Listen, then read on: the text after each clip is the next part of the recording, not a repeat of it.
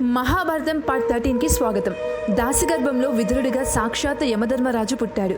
ఆయనకు వచ్చిన శాపం ఏమిటి, ఎందుకు ధర్మరాజు మానవుడిగా పుట్టాడు, ఈ వీడియోలో తెలుసుకుందాం. Thanks Mahabharatam series. Please like, share and subscribe.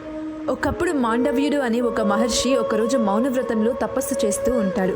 కొంతమంది దొంగలు రాజధానిలో దొంగతనం చేసి అపహరించిన బంగారాన్ని ఆ మహర్షి ఆశ్రమంలో దాచిపెడతారు. అంతలో భటులు వచ్చి ఆ బంగారాన్ని ఆశ్రమంలో కనిపెట్టి మహర్షిని రాజుగారి ఎదుట తీసుకెళ్తారు.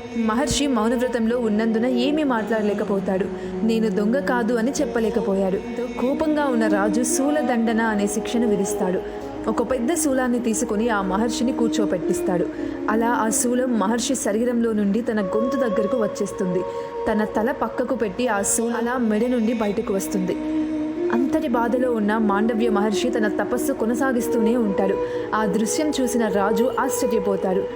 శిక్ష ఆపుతాడు. కానీ శూలం మాత్రం గొంతు దాటి మెడ బయటకు వచ్చేస్తుంది. అది అలాగే పెట్టుకుని వెళ్ళిపోతాడు ఋషి. మాండవ్య మహర్షి యమలోకానికి వెళ్ళి యమధర్మరాజుని ప్రశ్నిస్తాడు.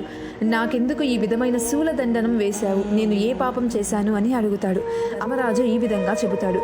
నీ గత జన్మలో నీవు చిన్న వయసులో కొన్ని తూనీగలను పట్టుకొని వాటిని చంపావు, అందుకే ఈ శిక్షను వేశాను అని అంటాడు. దీన్ని విన్న మాండవ్య మహర్షి కోపంగా, బాల్యంలో తెలియక చేసిన తప్పుకు ఇంతటి దండన విధించడం నీ ధర్మానికి విరుద్ధం. మీలో మానవుడిగా పుడతావు, కానీ ఒక రాజదాసికి పుడతావు. నీకు అన్ని ధర్మాలు గుర్తుంటాయి, కానీ రాజు కాలేవు. ధర్మాన్ని బోధించే వారిగా ఉంటావు అని శాపాన్ని ఇస్తాడు.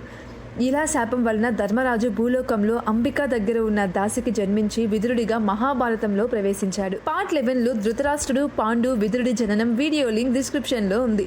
Please watch Mahabharatam series. Like Hindu పురాణ కథల ఛానల్.